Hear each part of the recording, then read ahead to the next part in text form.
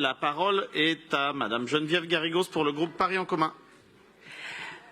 Monsieur le maire, mes chers collègues, Marguerite Broquedis est une championne olympique dont vous n'avez peut-être ou certainement d'ailleurs jamais entendu parler, car l'histoire écrite par les hommes a eu la fâcheuse tendance d'invisibiliser les femmes dans le sport comme dans tout domaine qu'ils se sont appropriés. Excusez-moi, mais il y a... Chers collègues, merci de rester en séance pour écouter Geneviève Garrigos ou d'aller discuter ailleurs. Merci. Merci, Monsieur le maire. Je suis donc très heureuse que nous puissions contribuer ici, une fois encore, mais même si c'est très progressivement, à la reconnaissance des femmes dans le sport.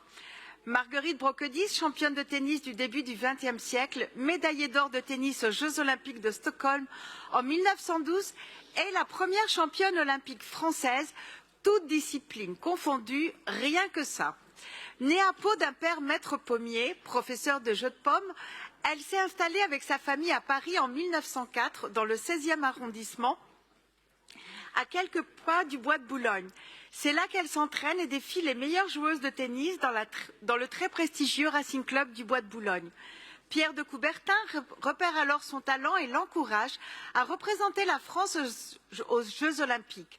Lorsqu'elle part pour Stockholm, ville hôte des Jeux olympiques en 1912, seules sont autorisées aux femmes les compétitions de golf, de tir à l'arc, de natation et de tennis. Et Marguerite Broquedis est la seule athlète femme engagée pour la France.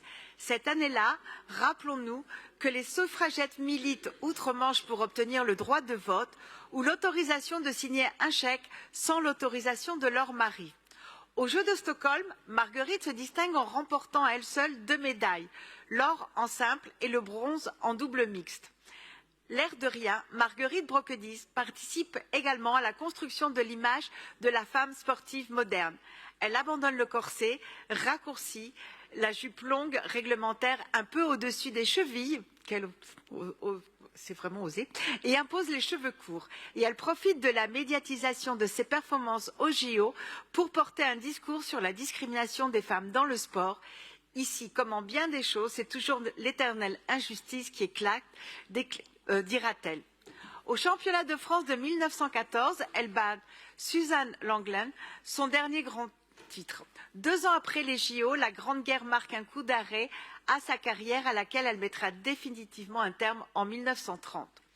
Après être intervenue pour la dénomination de l'esplanade de la nouvelle Arena de la Porte de la Chapelle en hommage à Alice Mia et d'un TEP dans le 20e arrondissement à celui de Eudis Mélané, je suis très fière aujourd'hui de présenter cette délibération qui, en donnant le nom de Marguerite Broquedis au centre sportif du boulevard de Reims, à quelques mois des JO, marque notre volonté, outre d'honorer la mémoire de cette athlète absolument remarquable, de poursuivre la féminisation des équipements sportifs.